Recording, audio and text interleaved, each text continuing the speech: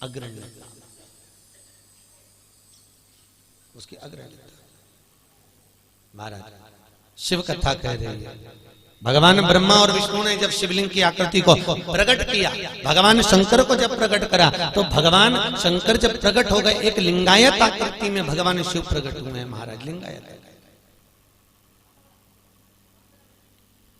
और लिंगायत आकृति में जब भगवान शिव प्रकट हुए,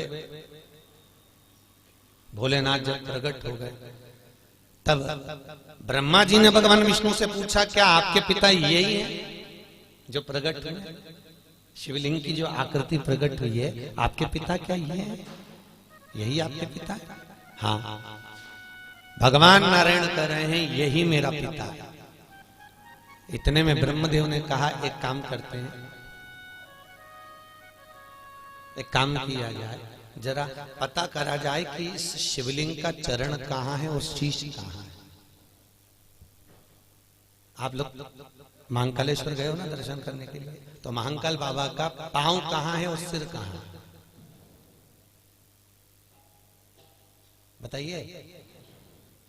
आप लोग तो उज्जैन में रहते हो इसलिए पूछ रहा हूं, मैं तो सीहोर रहता हूं,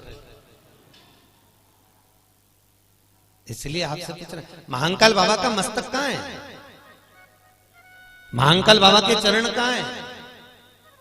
जिस शिवलिंग के आप पूजन करते आ रहे हो, हाँ, दुनिया के लोगों ने, पूरी दुनिया में जितने भी ज्योतिर्लिंग है, किसी ज्योतिर्लिंग पर भगवान शंकर के शिवलिंग पर मुख नहीं बनता देखा है कभी आप लोगों ने? कहीं केदारनाथ जी में, कहीं आप सोमनाथ गए हो, वहां कभी आप लोग ओमकारेश्वर गए हो, तो शिवलिंग पे कोई ने चेहरा बनाया हो, शिवलिंग पर कोई ने मूंछ बनाई हो, शिवलिंग पर किसी ने श्रृंगार कर कर मनुष्य की आकृति दी हो, कहीं नहीं होता,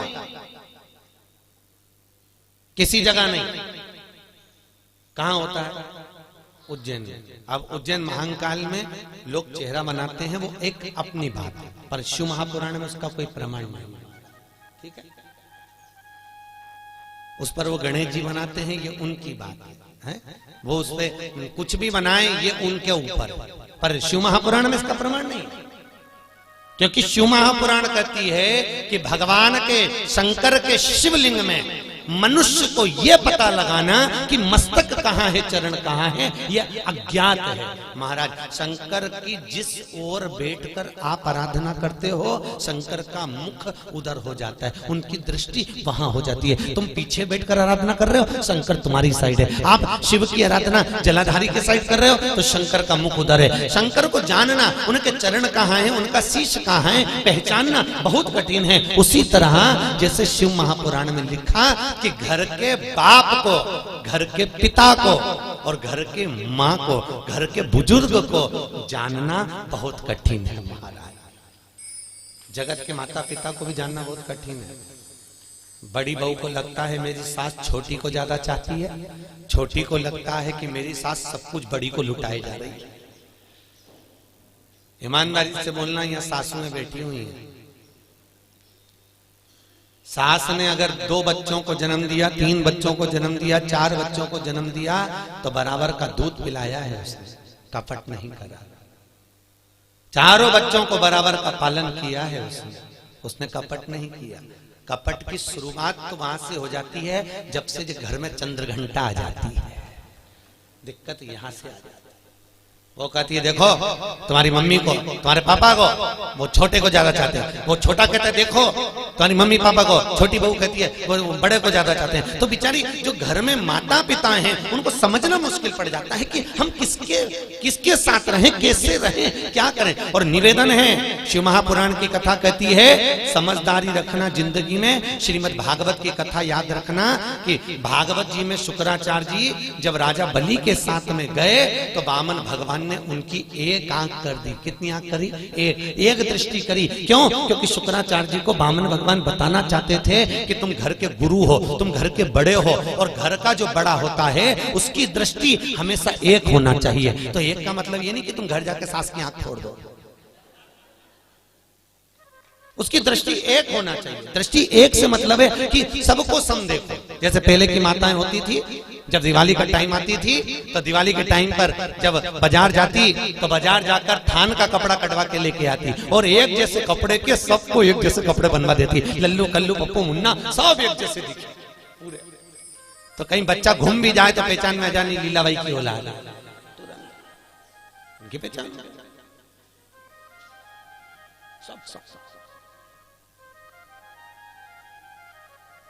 सब एक जैसे। महाराज शास्त्र कह रहा है, मेरा बुजुर्गों से निवेदन है, घर की बूढ़ी बूढ़ी माताओं से निवेदन है, घर के बुजुर्ग पिताओं से निवेदन है, कभी मत कहना कि मेरी बड़ी बहू अच्छी कि छोटी अच्छी, क्योंकि गेंद कभी भी किसी भी पाले में जा सकती है। गेंद का कोई ठिकाना कभी। और जिसके एक हैं तो भैया जैसी मिली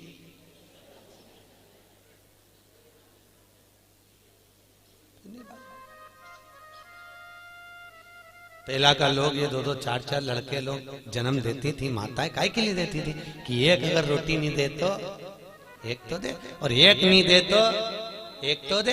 तो पहले की माताएं होती भी बड़ी चतुर थी। महाराज इंदौर में कौन है वो महेश्वरी जी सीए हैं, रंजीत हनुमान के साइड में रहते हैं, उनका नाम नहीं याद है महाराज। तो उनके 4 बेटे और चारों बेटे सीए, बस एक ही बेटा डॉक्टर है, बाकी के तीनों बेटे सीए। पदरावनी पर गए तो हम पहुंचे, उन्होंने शिव महापुराण की कथा भी कराई थी, टोपी पहने, क्या नाम है ध्यान नहीं आ रहा। तो हम लोग गए, हमने कहा क्या बात है, कहे गुरुजी कथा लेना। हमने कहा बिल्कुल लो। कौन कौन है घर में? 4 बेटे 4 बहू है, पोता पोती सब, बेटी भी अपने घर है, नाती नाती सब। अच्छा यहाँ कौन कौन रहता है? कि हम दोनों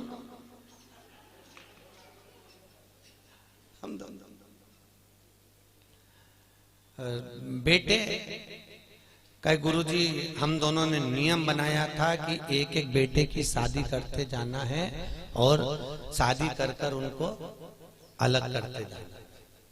तो फिर ये माता जी की तो तबीयत ठीक नहीं दिखती, हाथ पैर से चलते बलते बनता नहीं जाता। तो फिर रोटी कौन बनाता है? रोटी बनाने वाला रखा है क्या? नहीं, हमने पहले ही बच्चों से कह दिया हम तुमको एक एक प्लेट दिए हैं और तुमको लायक कर दिया है। अब तुम अपने अपने घर से एक एक टिफिन सुबेरे और एक एक टिफिन शाम को भोजन बना के भेजो, नाश्ता भेजो, सब चीज यहाँ भेजो। हम केवल यहाँ पर चाय बनाते हैं, उसके सिवा कुछ भी नहीं करते।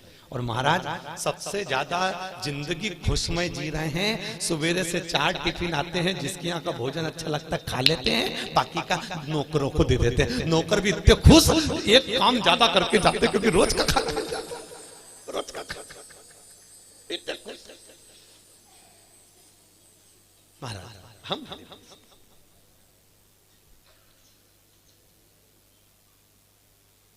तो हमने पूछा काहे जाकेटिया जी कहा नाम? तो हमने कहा ये बहुवन सब टिफिन भेज देती हैं, मत भेजो। हमने भी कह दिया जिसके यहाँ से 3 दिन टिफिन नहीं आएगा प्लेट खाली कर दो, क्योंकि नाम हमारा ही है, प्लेट खाली, नाम तो हमारा। तो बहुवन भले छुट्टी पे हो जाए महाराज, भले काम वाली को बुला के भेजे पट्टी 3 दिन ऊपर हुए कि वो नोटिस घर और गुमास्ता नगर में फ्लैट, एक एक फ्लैट की कीमत महाराज 40-40, 50-50 लाख। करो खाली, हमको फर्क पड़ रहा। मैंने कहा डोकरा डोकरी क्या होशियार थी। कहा निवेदन है अवस्था आएगी एक, उस अवस्था में लोग कहेंगे कि ये बड़े बेटे को चाहती है, लोग कहेंगे ये छोटे को चाहती है, लोग कहेंगे ये इसको चाहती है। पर निवेदन है माता पिता से कि अपनी दृष्टि में कभी भेद मत करना। जितना बड़ों को दो उतना छोटों को देना, जितना छोटों को दिया उतना बड़ों को देना। ये मत सोचना किसके पास ज्यादा है तो नहीं, समता का भाव। मेरी दृष्टि में सब सम। किसी ने रोटी 4 लिए है तो उसको भी मैं 4 दूंगा। कितनी बड़ी बात लिखी है महाराज। जब एक पंगत में ब्राह्मण भोजन करने बैठते हैं, एक पंगत में जब ब्राह्मण भोजन करने बैठते हैं और कोई गुलाब जामुन का तसला लेकर आता है तो अपने अपने वाले को अगर गुलाब जामुन देकर चले जाता है और मालूम पड़े 8 ब्राह्मण को गुलाब जामुन नहीं दी, तो इन ब्राह्मणों ने जितना अपने जीवन में कोई बेकार कर्म करा होता है वो सारा पाप गुलाब जामुन परसने वाले के कटोरे में चले जाता है।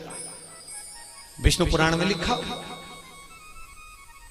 इसलिए हिंदू धर्म का शास्त्र कहता है कि जब पंगत में बैठो, इसलिए पहले नियम था ब्राह्मण एक साथ भोजन करने बैठते थे, एक साथ उठते थे। आजकल तो कोई भरोसा नहीं है, भेड़ चाल, तो कोई खाया उठ के चले गया तो कोई खाया उठ के, ऐसा नहीं। पहले नियम था, बैठते भी एक साथ थे और उठते भी एक साथ थे। आपने भी उज्जैन में कोई पंगत देखी होगी, यहाँ उज्जैन में बुजुर्ग लोगों ने पंगत देखी होगी कि एक साथ बैठना नहीं एक साथ उठना। और अगर कोई गुलाब जामुन लेकर चला है तो तसला भरकर चलेगा, आधा तसला नहीं, क्योंकि अधूरा तसला लेके जाकर बीच में खत्म हो गई तो इतनों का दोष मुझे लग जाएगा। भले वो डबल से लाकर परस दे, पर दोष तो दोष लग गया, दोष देखा जाए भाई, दोष की पूर्णता रहती है।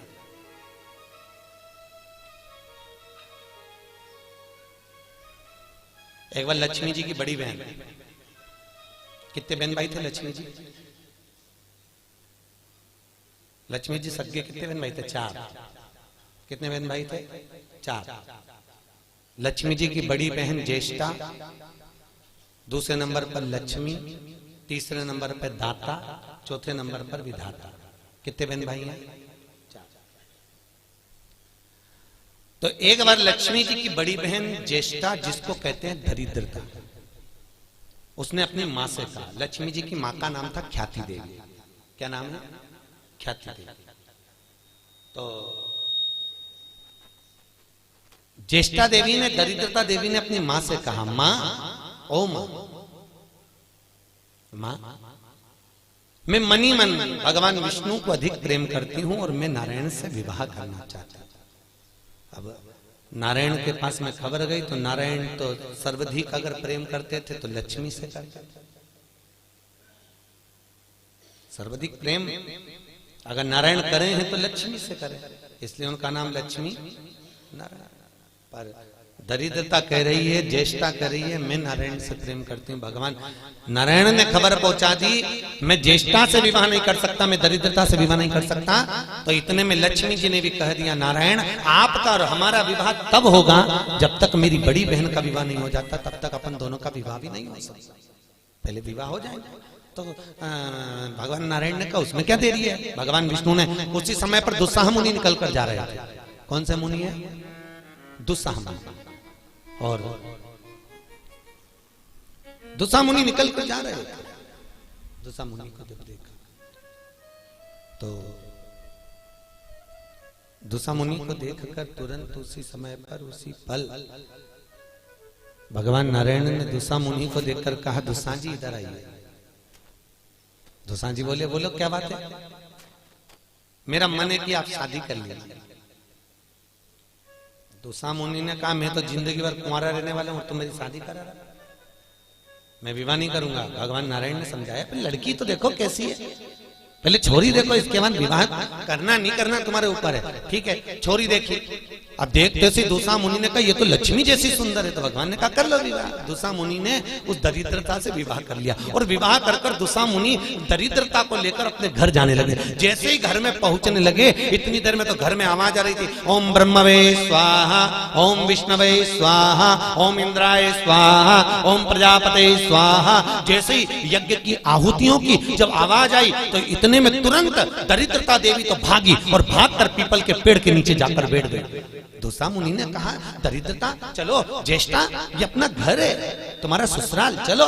ज्येष्ठा देवी कहती है, महाराज मैं नहीं जा सकती, पहले या तो यज्ञ बंद करवाओ, पूजन बंद करवाओ, पाठ बंद करवाओ, अनुष्ठान बंद करवाओ, तब मैं तुम्हारे घर में आऊंगी। क्योंकि दरिद्रता उसी के घर में प्रवेश करती है जिसके घर में कभी पूजन पाठ नहीं होता। तो मैं इस घर में जाऊं कैसे? इसके घर में तो पूजन पाठ हो रहा है, मैं नहीं जाऊंगा। भगवान नारायण ने लक्ष्मी जी से विवाह कर लिया। दुस्साह मुनि की पत्नी दरिद्रता पीपल के पेड़ के नीचे रहने लगी। इसलिए हमारे यहाँ हिंदू धर्म में पीपल का पेड़ घर में नहीं लगाया जाता, क्योंकि उसके नीचे कौन रहती है? जम के बोलो, दरिद्रता रहती, ज्येष्ठा रहती। अब दरिद्रता का निवास हो गया पीपल के पेड़ के नीचे। भगवान नारायण लक्ष्मी जी को लेकर घूमने के लिए चले। चलो थोड़ी देर, लक्ष्मी जी बोली मेरी बहन से नहीं मिले, चलो जरा मिलने। भगवान ने कहा चलो मिल के आते हैं। और जो भगवान मिलने के लिए गए तो लक्ष्मी जी उनके लिए मिठाई का डब्बा ले गए। अपन किसी के यहाँ जाते हैं तो मिठाई लेकर जाते हैं, मिठाई ले गई। और मिठाई ले जाकर जो दिया, दीदी ओ दीदी, दीदी बोली हाँ ले, मैं तेरे लिए क्या लाई हूं ले। और जो मिठाई का डब्बा दिया, इतने में दरिद्रता ने खोल कर देखा तो उसमें मिठाई थी। दरिद्रता को क्रोध आ गया और दरिद्रता ने कहा लक्ष्मी तुझे मालूम नहीं कि मुझे प्रिय क्या, मुझे क्या अच्छा लगता है? लक्ष्मी जी ने कहा मैं जानती हूँ तेरे को खट्टा और तीखा प्रिय है, मैं जानती हूँ तुझे खट्टा अच्छा लगता है, तीखा अच्छा लगता है, तो फिर मिठाई क्यों लाई? तो लक्ष्मी जी बोली मेरे को लगा कि हो सकता है शादी के बाद तू चेंज हो गई हो, बदल गई, इसलिए मैं तेरी मिठाई। मिठाई का डब्बा उठाकर फेंक दिया दरिद्रता, और दरिद्रता ने फेंका। भगवान नारायण देख रहे थे। लक्ष्मी जी ने कहा चले, भगवान विष्णु के चलो, चलिए। ये दरिद्रता को खट्टा और तीखा प्रिय है और लक्ष्मी को जम के तो बोलो मीठा है। इसलिए हमारे हिंदू धर्म की रीति है, आज भी दुकान के बाहर, घर के बाहर नींबू मिर्ची टांगी जाती है, मिठाई रसगुल्ले नहीं। क्या टांगते हैं? नींबू मिर्ची। और मिठाई कहां रखी जाती है? घर के अंदर। तीखा और खट्टा बाहर और मिठाई अंदर। उसका केवल, कई लोग कहते हैं नींबू मिर्ची इसलिए टांगते हैं नजर नहीं लगे। नजर नहीं, लक्ष्मी और दरिद्रता ये दोनों बहन का नियम है। प्रतिदिन सुबह से लेकर शाम तक ये प्रतिदिन घूमने के लिए निकलती हैं। प्रतिदिन ये इनका काम ही है घूमना, दोनों बहनों का, दरिद्रता और लक्ष्मी का। जब इनको भूख लगती है तो दोनों घर में प्रवेश करना चाहती हैं, और जैसे ही घर में प्रवेश करना चाहती हैं तो जिसके जैसी दोनों चलती हैं तो इतने में दरिद्रता देख लेती है कि मेरा भोजन तो बाहर ही टंगा है, तो दरिद्रता खाकर बाहर की बाहर चली जाती है और लक्ष्मी मिठाई के चक्कर में अंदर प्रवेश कर जाती है।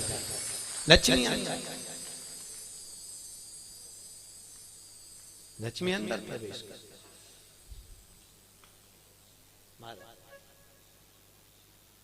इसलिए आज भी नींबू और मिर्ची हमारे यहाँ शास्त्र रीति है महाराज, 4 चीजें बेटी की विदाई में नहीं देते। कितनी चीजें? 4। पहली झाड़ू, क्या? झाड़ू। दूसरे नंबर पर चलनी,